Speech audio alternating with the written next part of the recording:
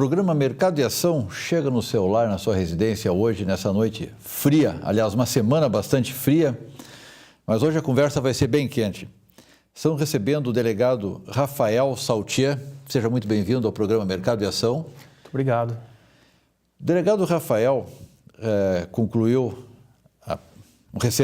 em recente tempo, pouco tempo, um mestrado cuja tese que foi defendida virou um livro que vai ser bastante usado, que é a identificação e a investigação criminal genética. Falei certo o nome do... Exatamente.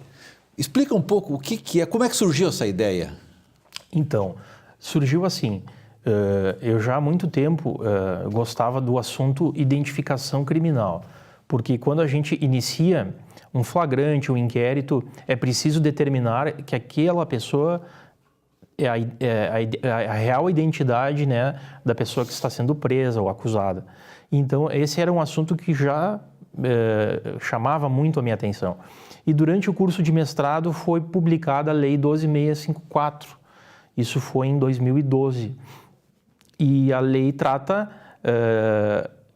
da criação de um banco de perfis genéticos no Brasil e da utilização da tipagem genética como um dos métodos de identificação criminal. Já se usava a datiloscopia e a fotografia, né? E essa lei introduziu agora a tipagem genética. O que é a tipagem genética? A partir de uma amostra biológica, a gente tirar o perfil genético da pessoa. O perfil genético... A identidade genética, pode-se dizer assim? Exatamente. O perfil genético é como se fosse um código de barras.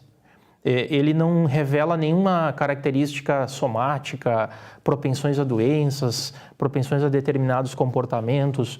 Simplesmente ele é uma conjugação de números e letras que identifica a pessoa, né? A probabilidade de duas pessoas terem a mesma perfil genético é praticamente nula, né? Só não é nula porque teria que se mapear todo o DNA de ambas, né? Por isso não se pode afirmar que... Tu não tem como ter uma amostra da população global. Exatamente. Então, se diz que é muitíssimo improvável, é quase nulo, né? Então, o perfil genético é exatamente a impressão digital genética. Hoje, o mais comum da questão da digital, não da questão genética, é descobrir se eu sou pai ou não, né? Sim. É a investigação da paternidade. É onde mais se conhece. Até então, o DNA, né, vinha sendo usado para fins de direito civil, mais especificamente as questões de investigação de paternidade e também questões de pessoas desaparecidas também. Muitas vezes... Quando é encontrado um cadáver, né, muitas vezes não há dedos para tu coletar digital ou dentes, né, porque muitas vezes, através da arcada dentária, tu consegue identificar. Às vezes tu encontra só uma parte do corpo, né, e aí o DNA ajuda, né? Sim, ajuda a localizar a partir de familiares. Exatamente. Enfim. Existe uma, não sei se os termos, não é uma área que eu navego muito bem, mas... Na relação de parentesco, existem características semelhantes no DNA? Sim, sem dúvida.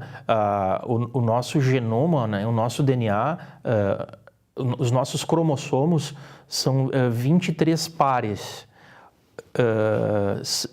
Um cromossomo, são 23 cromossomos do pai e 23 da mãe, que juntos formam 23 pares. Então, a gente herda metade da bagagem genética do pai e metade da mãe.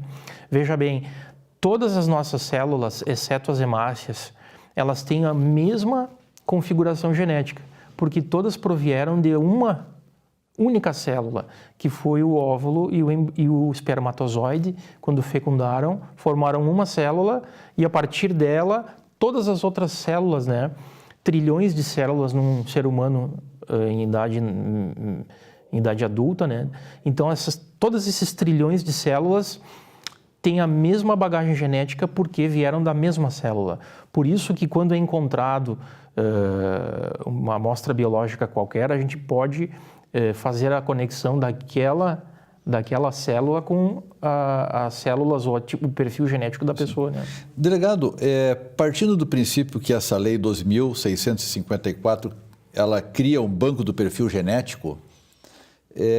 Nós temos aqui no estado, por exemplo, hoje a impressão digital eletrônica, em que tu chega lá, ela lê no espelhinho, capturada a imagem, ela vai para um banco de dados que fica à disposição para qualquer investigação futura. Falávamos antes no bastidor da impossibilidade ou da discussão sobre a obtenção compulsória de material de DNA de quem não quer fornecer, não quer dar.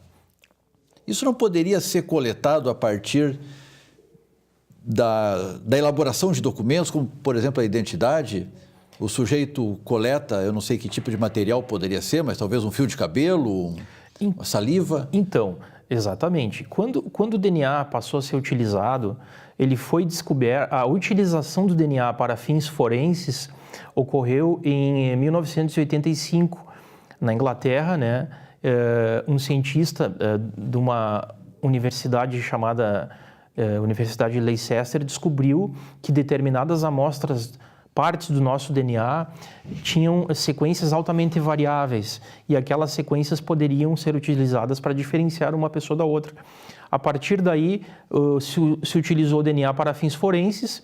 No ano seguinte, teve um caso na Inglaterra, 1986, 2 meninas de 15 anos estupradas e mortas.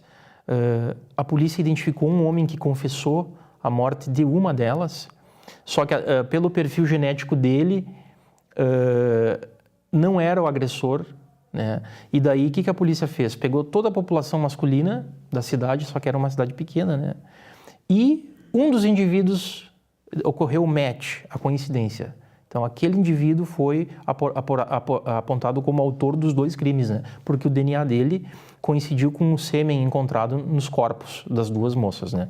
A partir daí, isso revolucionou as ciências forenses, né? E aí, amostras biológicas ou vestígios na cena do crime que antes passavam despercebidos passaram a ter muita importância, né? Pequenos vestígios, né? E os países começaram a criar seus bancos de perfis genéticos. Mas a questão toda é assim, indo diretamente na tua pergunta, um banco de perfil genético, porque assim, ó, a pergunta que se faz, puxa, a tipagem genética é muito mais eficiente que a datiloscopia? Alto lá. Com a chegada do DNA, da tipagem genética, a gente não vai jogar fora a utilização das digitais, muito menos da fotografia. Até porque nem sempre fica numa cena de crime o que se deseja que fique. Sem dúvida. A datiloscopia ainda é hoje o método mais rápido, eficiente e barato, né? No mundo. No mundo. A tipagem genética é um método eficiente, relativamente rápido e não tão barato, né? E a fotografia, ela é importante, mas para uma triagem, né? Porque, veja bem, todos os documentos de identificação, o RG, carteira de motorista, a gente identifica a pessoa, faz uma prévia identificação através da foto. Então, a foto continua tendo sua função, a digital, né? E a tipagem genética entra na questão da investigação criminal, né? Aí, respondendo diretamente à tua pergunta, por que não fazer a tipagem de toda uma população? Ao nascer, né?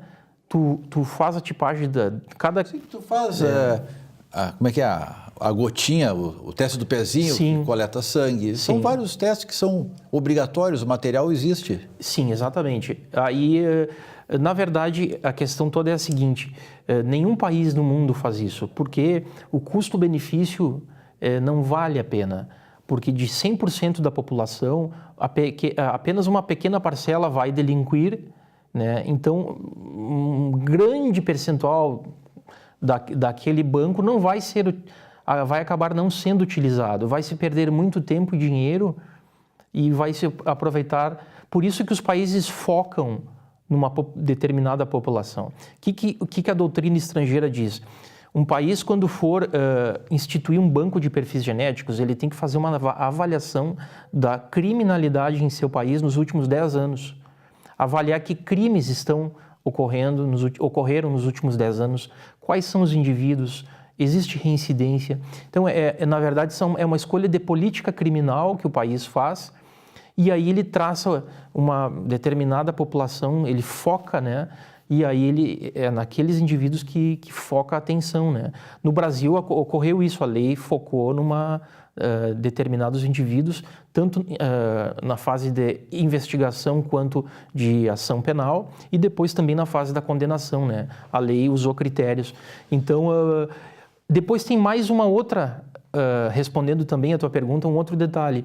A digital e a foto, elas trazem alguma informação, só que a amostra biológica, ela tem muito potencial para violar os direitos humanos. Veja bem, quando se faz o perfil genético, tu tem que usar aquela parte do DNA que não revela dados codificantes. Porém, a amostra... O que são os dados codificantes? Dados codificantes são os genes, porque 95% do nosso DNA não revela nada a nosso respeito. E 5% que são os genes determinam a cor dos nossos olhos, a cor do nosso cabelo, propensões a doenças. Mas isso não tem significado na investigação criminal. Não né? se usa. O que se quer é apenas, como a utilização como se fosse a identidade genética. O código de barras, O perfil genético. Mas acontece que, ao fazer a tipagem, essa amostra biológica fica armazenada no freezer lá do Departamento de Criminalística. E ali fica todo o genoma da pessoa. Então, isso, em tese, tem potencial para violações de direitos humanos, né? A privacidade, a intimidade, né? Claro. Então, por isso que é um patrimônio, o patrimônio genético, ele atinge não só a pessoa, até os ascendentes, descendentes da pessoa. É um dado pessoal hipersensível, né? Delegado Rafael, nós estamos falando em buscar informações que permitam elucidar alguma espécie de crime. Nós temos um convênio com o DECA, Delegacia Especializada da Criança e Adolescente, onde nós não investigamos exatamente um crime, mas nós buscamos tentar resgatar crianças e adolescentes que estão, por algum motivo que não nos compete, fora das suas residências, fora das suas casas. Então, vamos à imagem de um adolescente que saiu de casa. Estão vendo aí na tela com os telefones do DECA, qualquer informação que você possa ter, por favor, entre em contato imediatamente e vamos tentar reestruturar esse lar. Ficamos por aqui, retornamos num instante.